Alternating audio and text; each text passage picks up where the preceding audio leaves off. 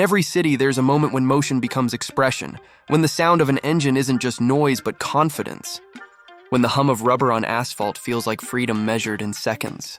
Picture a machine built not for highways alone, but for narrow cobblestone streets, a two-wheeled paradox of refinement and rebellion.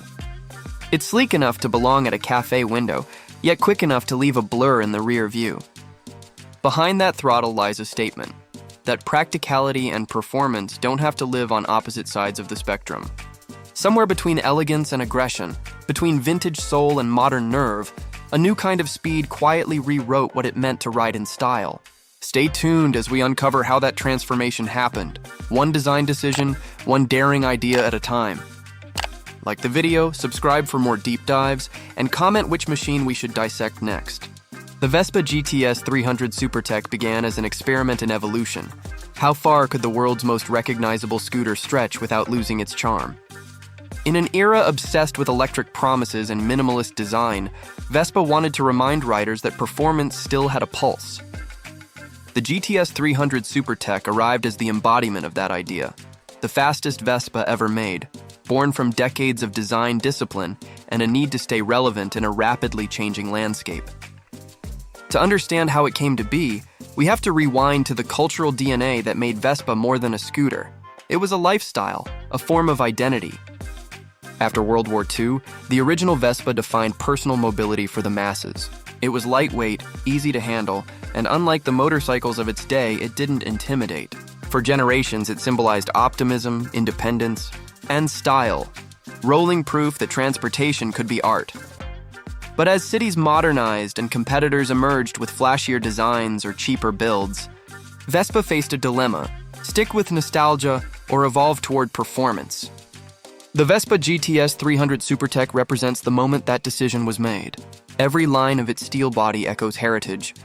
Yet beneath the surface lies a 278cc liquid-cooled engine capable of over 80 mph, a figure that once seemed impossible for a Vespa. Engineers in Pontedera faced an unenviable challenge: integrate modern performance without shattering the signature balance of elegance and simplicity. They kept the monocoque frame, a hallmark of Vespa engineering, but reworked its rigidity to handle higher speeds and sharper handling. The suspension was refined to reduce front-end dive, the brakes became dual-disc with ABS, and traction control entered the mix for the first time on a production Vespa. Still, what truly made the GTS 300 SuperTech stand apart wasn't just mechanical power. It was the way Vespa wrapped new technology inside old-world aesthetics. The TFT display, for example, replaced the traditional analog dials with a full-color interface that syncs to your smartphone for navigation and notifications. It's as if the 1950s cafe racer suddenly spoke fluent Bluetooth. And yet, when you park it outside a diner or a coastal overlook, it still looks unmistakably Vespa. Rounded edges, chrome accents, that sculpted seat inviting you to take a slower route home. Owning one isn't about racing through traffic. It's about having the option to. That duality defines the GTS 300 SuperTech experience. Vespa could have stripped it down, turned it into a pure sports scooter, but it didn't. Instead, it chose refinement over raw aggression. The power delivery is smooth, the throttle response immediate yet composed, and the acceleration, though brisk, never violent. This isn't a machine for drag strips. It's for people who crave the pleasure of motion itself. But beneath that civility lies an undercurrent of rebellion, a quiet refusal to let scooters remain secondary to motorcycles. The SuperTech became Vespa's answer to years of being dismissed as mere fashion. And that's what makes its creation so fascinating. It's not just a technical achievement, but a philosophical statement.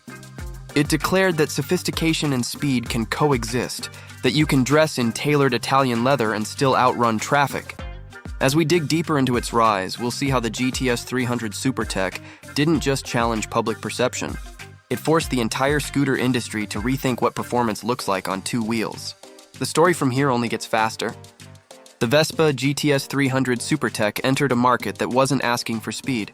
It was demanding identity. Scooters had long been divided into two camps: the utilitarian commuter tools and the flamboyant lifestyle accessories. But the GTS 300 SuperTech shattered that divide, landing squarely between both worlds. In the United States, it faced a particular challenge: American riders often viewed scooters as urban toys rather than legitimate vehicles for the open road. The GTS 300 SuperTech set out to correct that perception, one throttle twist at a time. On paper, its 278cc engine might seem modest, but in practice, it delivered a surge of confidence that reshaped expectations. The CVT transmission meant instant power without the need to shift, and the liquid-cooled Quasar engine produced a refined hum rather than a buzz. Riders reported an uncanny blend of serenity and surge, the sensation of gliding even at top speed. For U.S. owners navigating crowded downtowns or coastal highways, that balance became the hook. It wasn't about outpacing sport bikes or muscle cars. It was about rediscovering freedom on your own terms. Vespa's gamble with the GTS 300 SuperTech also reflected broader tensions within the brand. Purists feared that adding digital displays and advanced electronics would dilute the vintage charm that defined Vespa for decades. Meanwhile, younger buyers, raised on smartphones and smart dashboards, expected connectivity as standard. The SuperTech was the bridge. Its full-color TFT cluster didn't just modernize the experience. It turned riding into an interactive relationship. Turn-by-turn navigation, ride data, and even phone notifications transformed a timeless machine into a living, breathing companion. Some enthusiasts scoffed at the idea of pairing Bluetooth to a Vespa.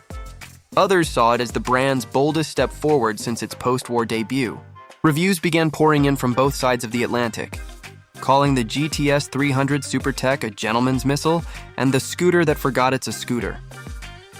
While it wasn't meant for racetracks, the handling proved surprisingly sharp, especially in city environments where agility mattered more than outright horsepower. The ABS and traction control systems gave riders newfound confidence, particularly in wet or uneven conditions, something older Vespas had struggled with. Yet what truly defined its reception wasn't just how it rode, but how it felt. There's a peculiar kind of pride that comes with passing a row of idling cars while sitting on what looks like a design exhibit from Milan. The GTS 300 SuperTech amplified that feeling. It allowed riders to claim both elegance and performance in a single motion. Vespa's competitors took notice. Other manufacturers began pushing displacement limits and adopting tech once reserved for motorcycles. The scooter landscape started to shift, with comfort and connectivity suddenly becoming as important as efficiency. The SuperTech had raised the bar, and not by brute force, but by sophistication. In Europe, where scooters dominate the urban commute, it became the benchmark for premium two-wheel transport. In the US, its rise was slower but symbolic. It appealed to a specific type of rider, someone who valued craftsmanship as much as capability. These were not thrill-seekers, but aesthetes, riders who measured performance not in tenths of a second, but in how seamlessly machine and rider could move through a city. The GTS 300 SuperTech also gained traction in the aftermarket world. Custom builders began tweaking suspension setups, adding performance exhausts, or swapping seats for more aggressive stances. What was once a scooter for the stylish commuter began to appear at enthusiast meets and touring events. Vespa might not have predicted it, but the GTS 300 SuperTech had created its own cult, a community that valued refinement and rebellion in equal measure. Still, not everyone was convinced. Some critics argued that at its price point, it competed with entry-level motorcycles offering more power. But that was never the point. The SuperTech wasn't chasing numbers. It was chasing nuance. It asked a different question: how do you make every ride feel intentional? That's what set it apart and kept riders loyal even as the industry leaned toward electrification. And as the next wave of scooters prepared to go fully electric, the GTS 300 SuperTech stood as Vespa's last great combustion statement, a mechanical sonnet before the silence of the future. What came next would test whether that spirit could survive in a battery-powered world. But first, the GTS 300 SuperTech had to prove that the fusion of speed and sophistication could endure, not as nostalgia, but as blueprint.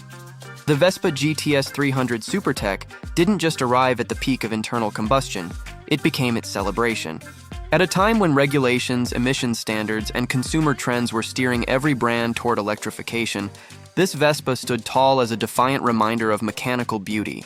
For those who rode it, the GTS 300 SuperTech wasn't merely a scooter, it was a statement about feeling, connection, and continuity. It was the sound of a perfectly tuned single-cylinder engine that spoke of decades of evolution, rather than abrupt revolution.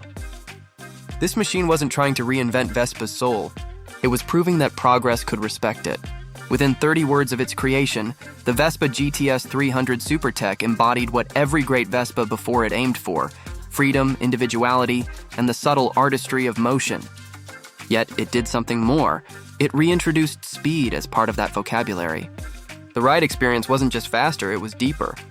Riders described an unexpected confidence, a sense that they could take longer routes simply because it was fun again. That feeling was rare in the modern mobility conversation, where efficiency and autonomy dominate headlines. The SuperTech reminded us that joy still mattered. Its technology didn't shout. It whispered through seamless function.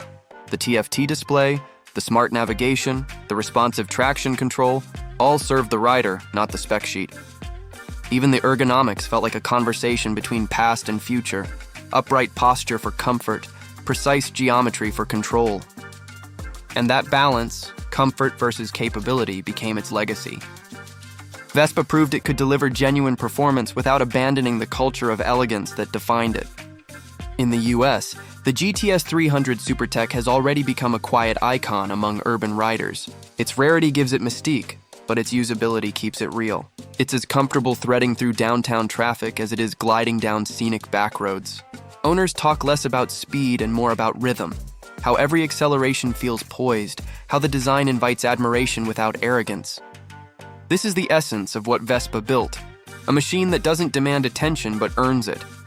Long-term, the GTS 300 SuperTech may be remembered as Vespa's last great combustion swan song before the inevitable shift to electric models like the Electrica and beyond. But its influence will linger. Future scooters, regardless of power source, will be measured by the emotional standard it set. Can they make riders feel something as vivid as twisting that throttle on the SuperTech for the first time? That's the question it leaves behind. In an industry obsessed with numbers, horsepower, range, charging times, the GTS 300 SuperTech reminds us that character is still currency. And it's this intangible quality that will shape how Vespa transitions into its next era. When the world goes silent under electric hums, enthusiasts will still remember the growl of this scooter, the way it turned commutes into miniature adventures. The Vespa GTS 300 SuperTech is not about nostalgia. It's about stewardship, carrying the best of the past into whatever comes next. Its story is not a farewell, but a torch passed forward. And in that light, the legend of Vespa continues to shine, as refined, defiant, and alive as ever. For anyone considering the Vespa GTS 300 SuperTech today, understanding its significance is key. This isn't just another scooter. It's the point where Vespa's heritage met modern ambition and proved they could coexist.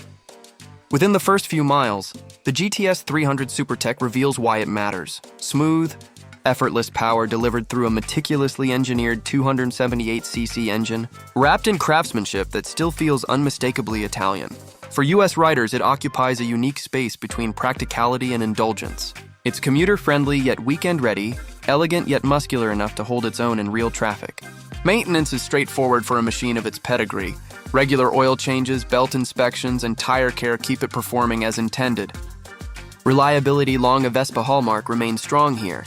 Owners consistently report longevity well beyond expectations, provided it's treated with the respect of a precision instrument. Pricing places it above entry-level scooters, but it earns that premium with tangible quality. Full LED lighting, smart connectivity, and the kind of fit and finish you usually associate with boutique vehicles. Used models retain value well, partly because demand often outpaces supply, especially for later years. In major US cities, dealerships and independent service shops familiar with Vespa's mechanics make ownership approachable, though parts availability can vary by region. For riders seeking that balance of emotion and efficiency, the GTS 300 SuperTech remains unmatched. It's fast enough to thrill, refined enough for daily life, and stylish enough to turn every stoplight into a small moment of theater. As electrification sweeps through the industry, this scooter stands as a reminder that combustion done right still has something poetic left to say. Whether you ride it across town or along the coast, it feels like participating in a living tradition, one that connects post-war optimism to modern artistry through the hum of an engine that refuses to be ordinary. For American enthusiasts who value design, heritage, and authenticity, the Vespa GTS 300 SuperTech is more than a ride. It's an experience that defines why motion still matters. And as long as roads exist and stories are told through speed, one truth endures: elegance will always have a faster side.